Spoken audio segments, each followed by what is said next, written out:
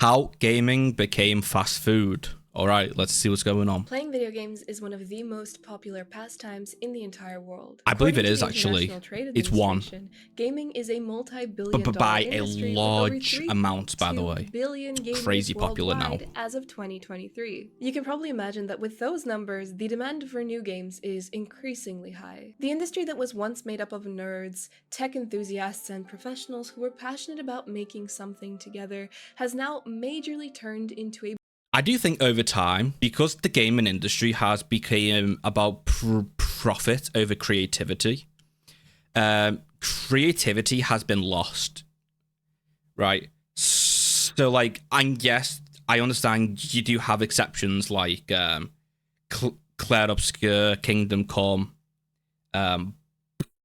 Baldur's Gate 3, and Elden Ring, sure, right? But, like, overall, I think profit exceeds creativity. Great examples to this are games like Call of Duty, NBA, sports games in general. Almost every online game, it's like it's almost the same as that one, but kind of different. It's just slop at this point. But like, all right, do any of you guys remember this game? I think it was True Crime, New York City. Bro. This game was so good. Like, this game was so creative. And the other game is, I believe it was Scarface as well. I'm going to have to put in game, just in case. Yeah. Bro. Who remembers this game here? This game was fucking awesome.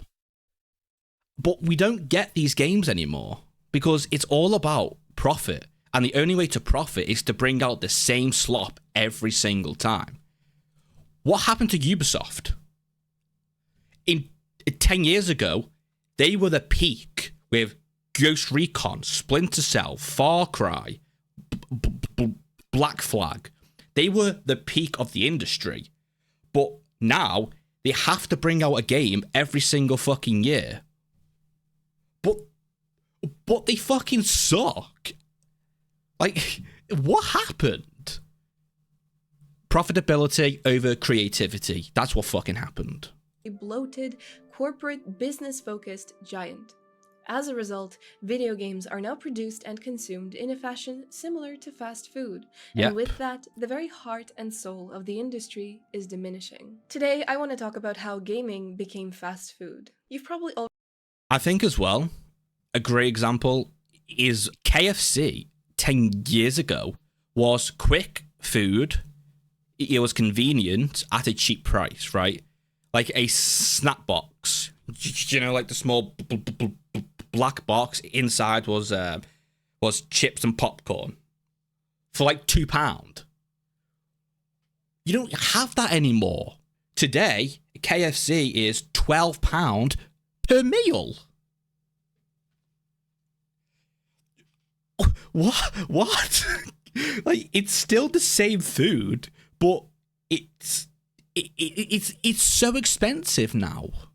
Like, a small fucking crappy pot of popcorn chicken is like £5.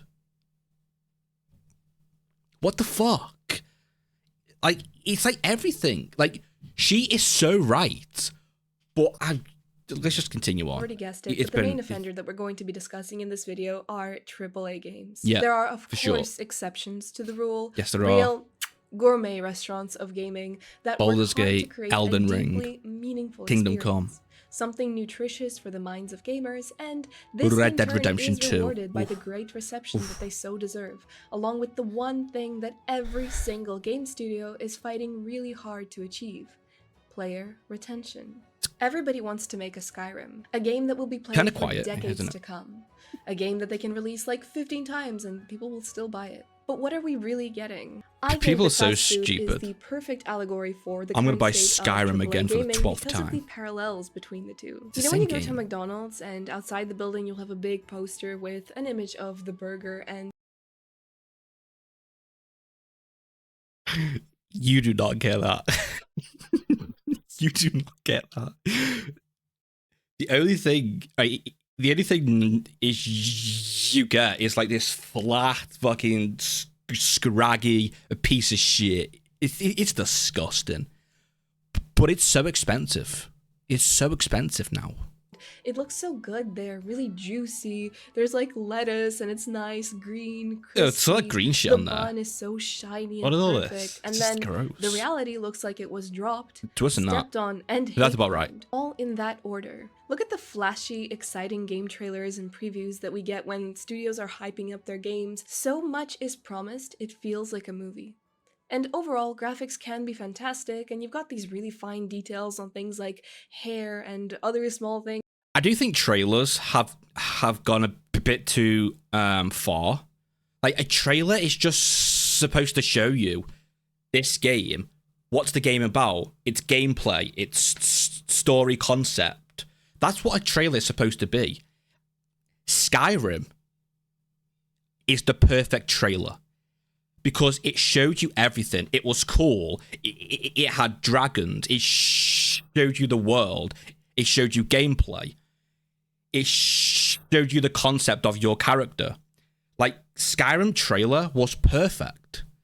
But the problem today is everything is like a film. I don't care about a film. Show me the fucking gameplay. It's a game. That probably blew the budget way too big. And then you play it, and it's like... This game was so fucking horrible. It was so bad.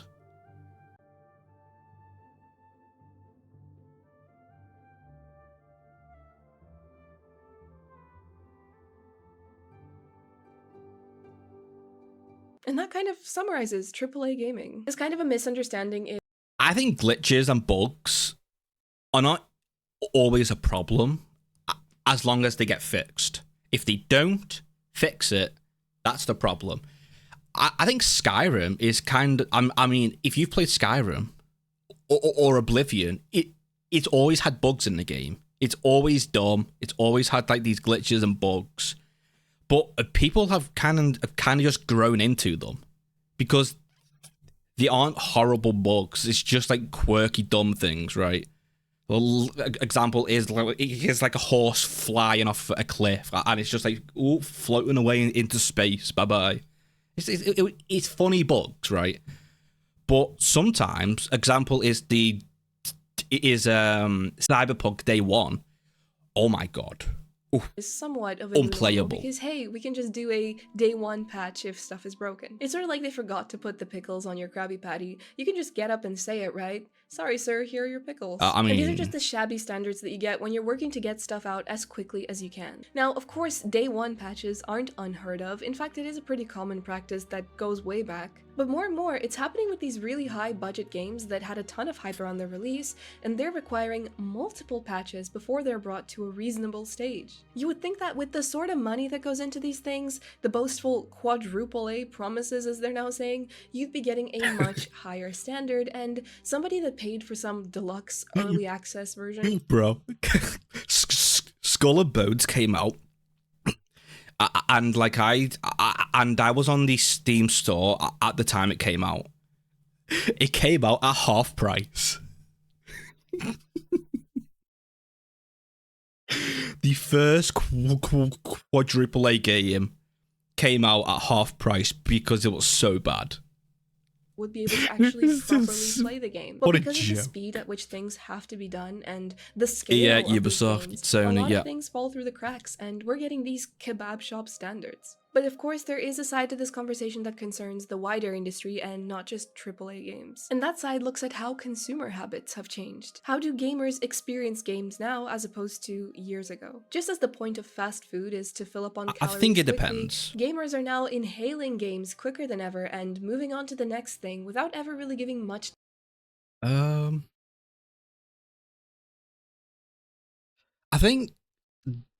do think the average gamer tends to play like quick, easy, convenient games, right? Like Call of Duty is convenient and easy.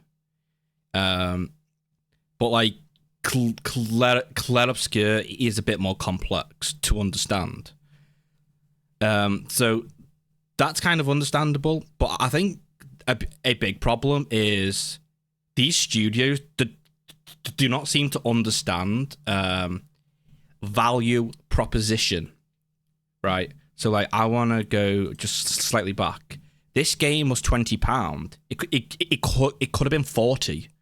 This game, I believe, was 49.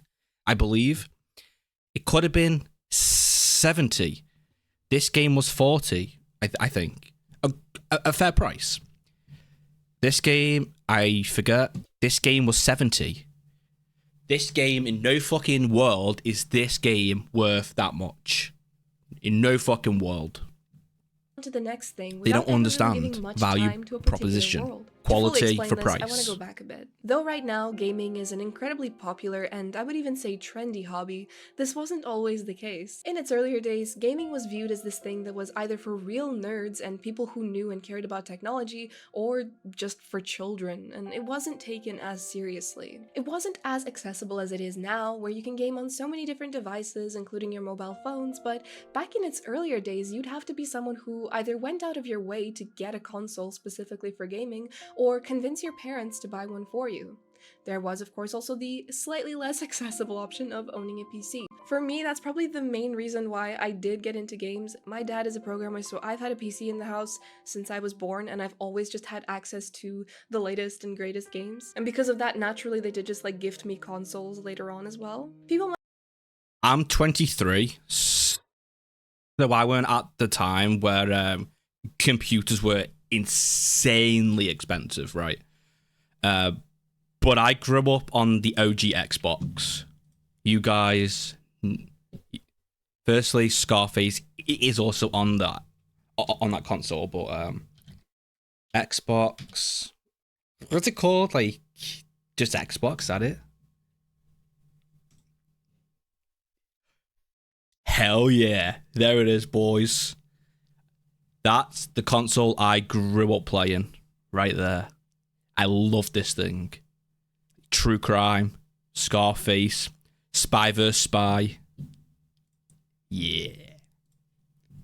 might have been a little bit more shy about gaming as a hobby because it was seen as a sort of nerdy, childish thing, and it seemed a little bit like a closed-off, very niche activity. Yeah, sure. It was a much more innocent time because the technology that you could play games on was very young itself, and most people learned how to use the computer while also simultaneously discovering these fantasy worlds and getting immersed in them in a way that was never before possible. We definitely take this for granted now, but the feeling of stepping out into a big open world and being able to travel all around it, speak to its inhabitants, slay all the evils that threaten them was a really big deal. It was a deeply fulfilling experience that encouraged creativity and nurtured people's sense of adventure. Part of the charm was the mystery that came with it. You didn't have all of these YouTube tutorials on how to get to the next level or how to acquire a certain item. YouTube didn't even exist at that point. There wasn't a ton of guides and walkthroughs as soon as a game dropped, and so in order to Correct.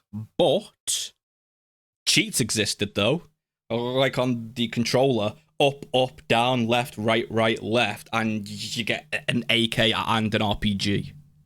progress, you really had to use your own brain, and sometimes a neat little strategy book that came with those games. Spawn in a Hydra in savor the world, Grand Theft go back Auto, and forth with it for months, San or Andreas, even years, with and like always down, discover something new by up, yourself. left. Learning how to play World of Warcraft when nobody knew how to play World of Warcraft. Finding Easter eggs and secrets in games because you accidentally stumbled upon them while slowly exploring a game world. There was no pressure. Nobody was going to spoil this for you. It was just you and whatever adventure you had going on the other side of your screen. The I pace didn't started even to pick up when YouTube pay did become a attention thing, to and those people started making people videos anyway, about so. games, talking about them, and playing them. You could watch a video that found all of the Easter eggs in a game, and then following that video, you yourself could in turn find them to check a box and get an achievement. You could then watch an entire walkthrough of a game, part 1 to part whatever, where somebody completes it while you watch, and then you yourself can complete levels again without using a whole lot of your brain, but just just because you want to get to the next level. But the biggest changes came with the birth of Twitch live streaming. Live streaming playing games is in itself a Goddamn multi-billion-dollar streamers. industry. People have built entire careers off of other people watching them play games. And what did that mean for games? Well, if before you had people take their time, really immerse themselves in the fantasy, go back and forth with the game for a while to try and find time to play between their job and school, you now had people whose entire job was sitting and playing video games all day. And that's when video games started to become a little bit of a race, because how do you compete with a guy that sits there and gets paid to play all these games? As soon as a new game is I do think in terms of online games, I do think it's kind of a huge problem to the average person now. If you turn on Call of Duty, you've got like all these 10-year-olds trying to compete to be a streamer. And it's like, you can't compete. You just can't compete. And a great example is Fortnite. Like, these 10-year-olds, the moment you go bang, fucking skyscraper up there, fucking it goes that way, and then it comes around there again, a circle. It's like, and I'm just there in a fucking bush, like, guys, I mean, what the fuck? How can I compete with this? So yeah, I do think all the competition has become kind of inconvenient to average people, for sure.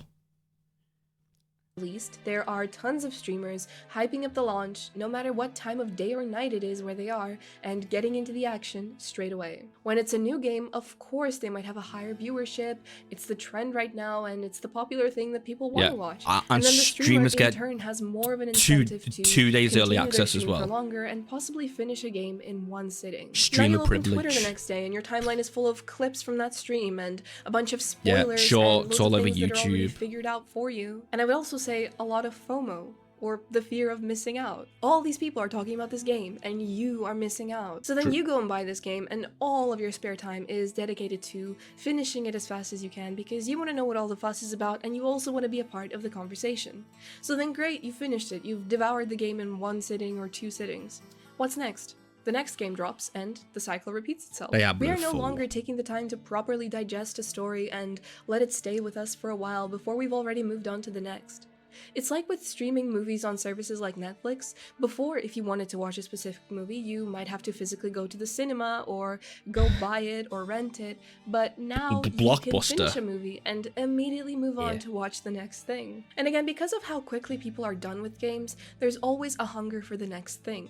And there's always a studio that's ready to give you that next thing. On the one hand, you'll have remasters and sometimes remakes of already great, existing stories, which is fine, but you've been there already, so it's nothing new, not an original experience. It's just a better looking version of something that you've already played before. Yeah, Can't go wrong with a classical menu item. They also charge like the entire price as well. Instead of getting to discover some brand new game, amazing dish that's doing something that wasn't done before, you go back to the safe thing like chicken nuggets. And yeah, they're great, they taste amazing, but they're not giving you anything new. Replaying a game in the form of a remake or a remaster is fun and it will have that nostalgia factor, but overall it dulls creativity because you're just doing the same thing over and over. There's no innovation, there's just safe options for safe money. Now this isn't the case for all games or all studios, there are still little glimmers.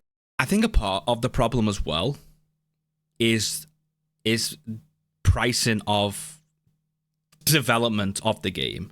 Like, games today can cost like so much to make. Like a part of me understands why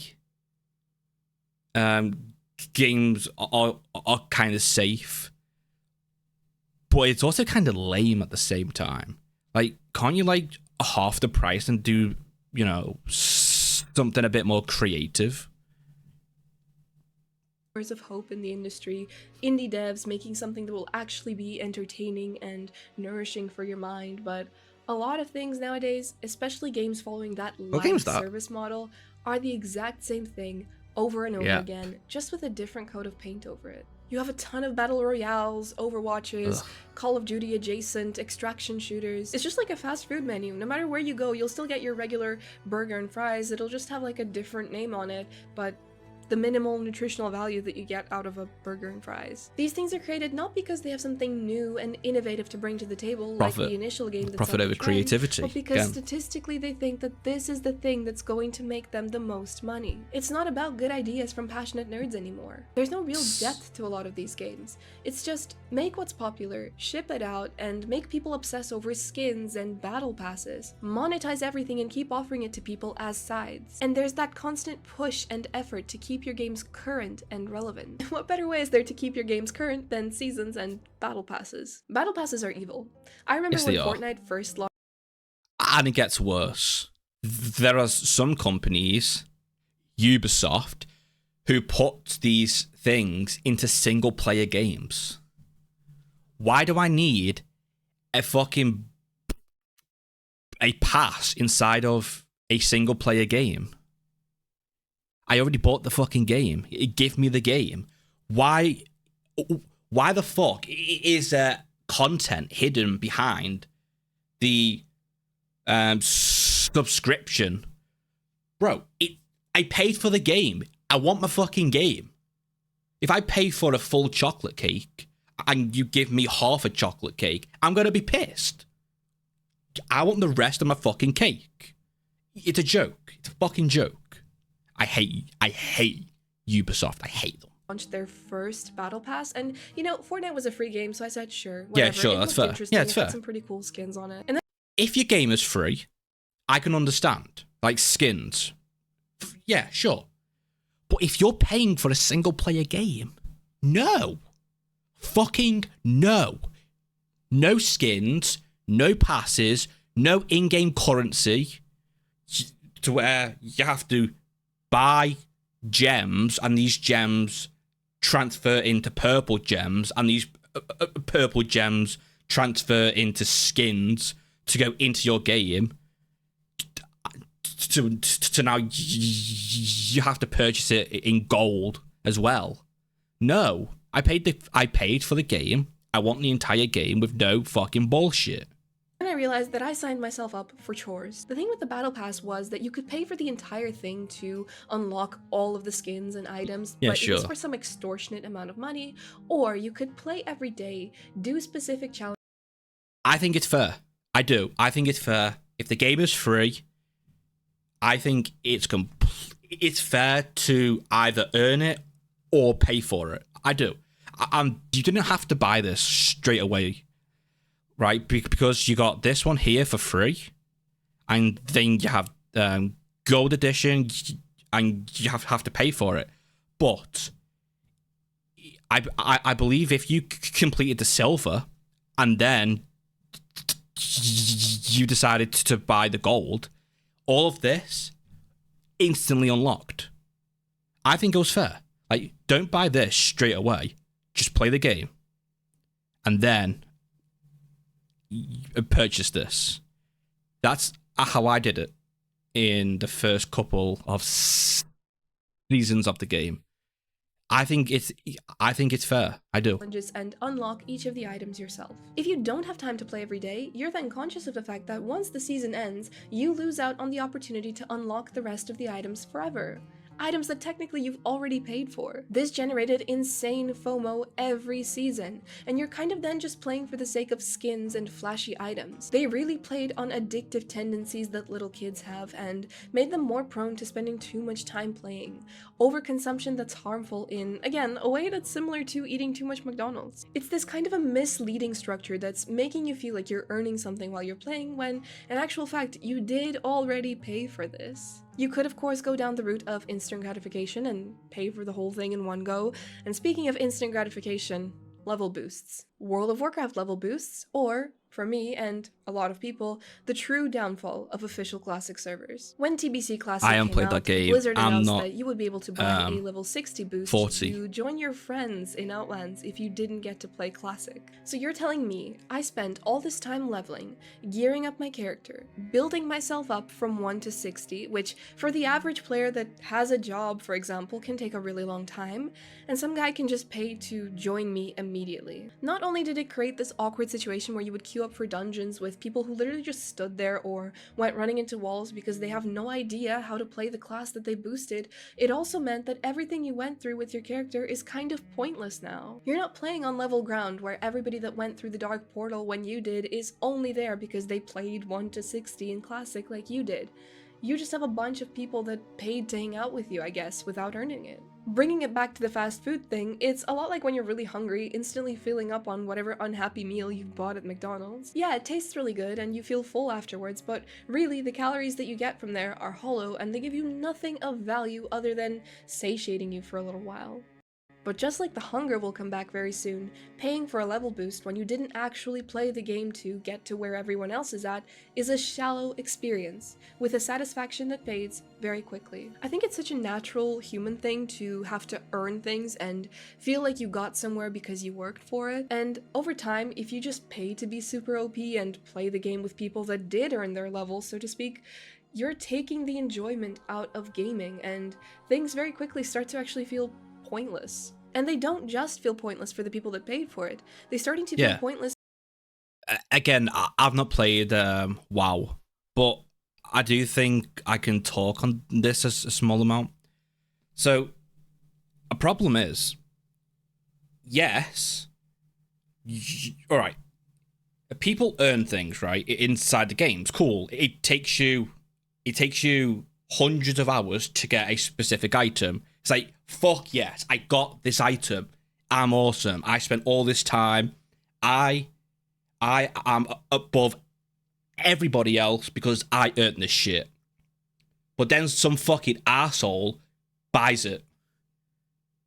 Just buys it inside the fucking store. Bitch, I put hundreds of hours into this fucking thing. Oh, and here comes fucking Cooklord. $28 purchase. Bro, it's so annoying. It's so annoying. Yeah, I think online games are insanely corrosive. I do. I've always tended to stick to offline games, but as these kinds of things started to take over the entire industry, I never play online games anymore. I never fucking do it. Never. For the people that didn't pay for it, the ones that did level from the very beginning, because, well, I could have just paid for it, so what's the point? Yeah, exactly. Why bother? I think that this is why Classic WoW pre-level boosts was such a compelling thing for people, and we still go back to it all the time because of that. It's like getting a full, nutritious meal. It's a journey. It's your time to immerse yourself fully in a world and really earn your place there.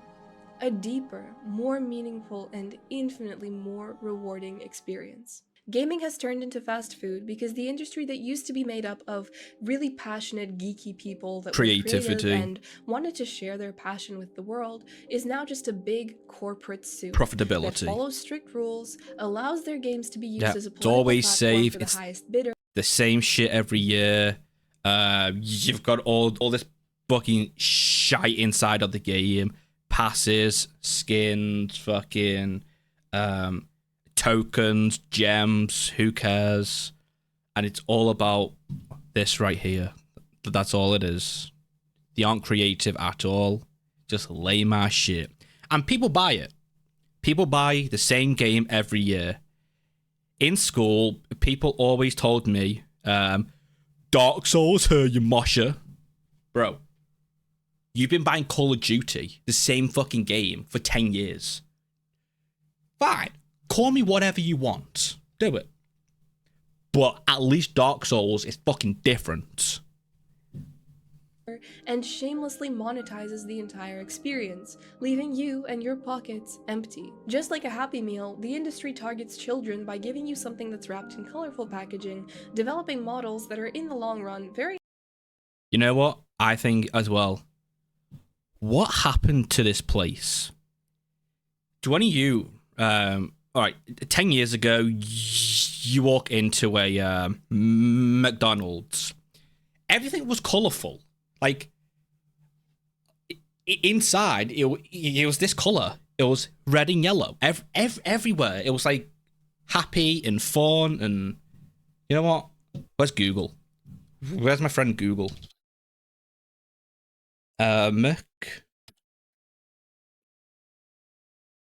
Is that done? It's one word apparently. McDonald's, then, this, now. Or is it? What the fuck is this? What happened? Oh, I'm a happy little child, yay! I want to kill myself. Bro, what the what? This is... Bro, this right here is a great example of gaming as well. It used to be fun and enjoyable, and today it's just about profit and shit.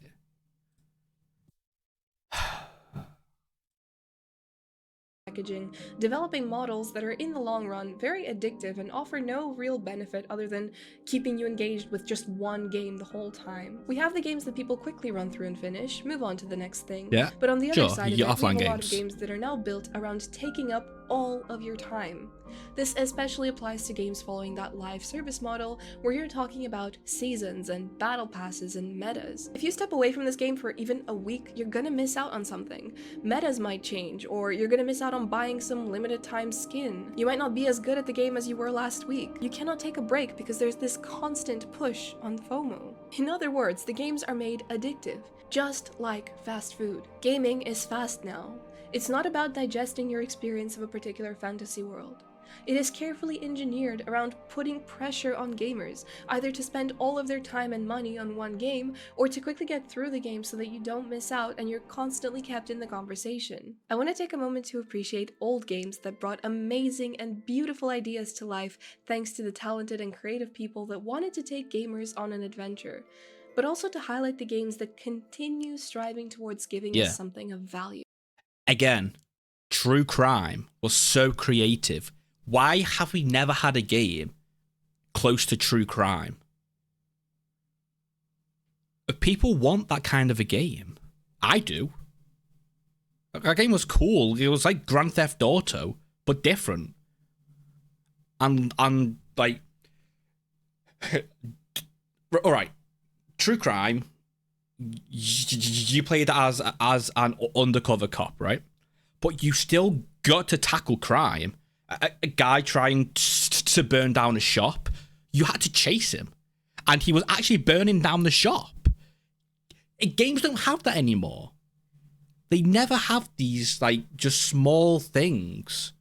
It's like, again, creativity has been lost. A game to experience, to behold, and to take with us wherever we go. I cannot stress enough how important it is to continue supporting these new and great ideas, studios that don't succumb to these fast food practices and that allow their geeky developers to pour their... Kingdom Come was creative. It took like Skyrim and Oblivion, and it created something new.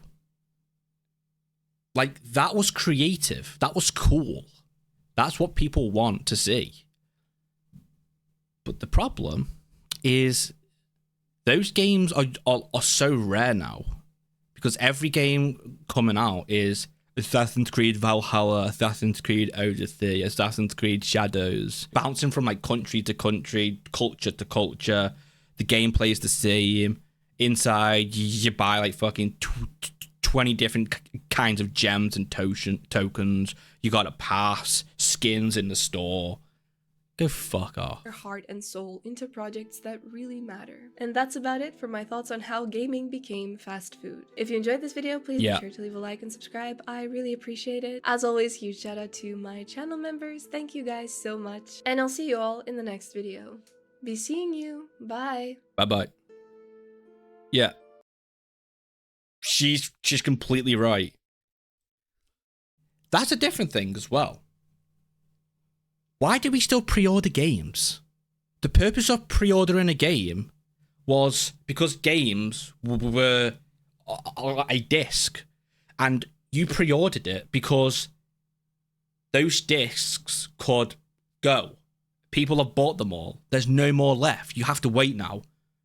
So you pre-order, so a shop would take that disc, put it to the side, your name's on it, that's yours, okay? Come pick it up, this game is yours. You paid a small fee for this game and it's yours. Today, there are infinite amounts of games. Infinite. Why the fuck are we... Why are we pre-ordering? We have an infinite amount. What exactly am I pre-ordering? But you get to play the game 2 days early. Wait. So the game was supposed to come out 2 days ago, but you're going to keep that for pre-orders. So now people who have bought the game have to wait 2 days extra just to play the game they bought. No, this is not 2 days early because you pre-ordered it. This is 2 days late because you did not pay a tiny fee. No. It's a joke. The whole industry is a fucking joke at this point.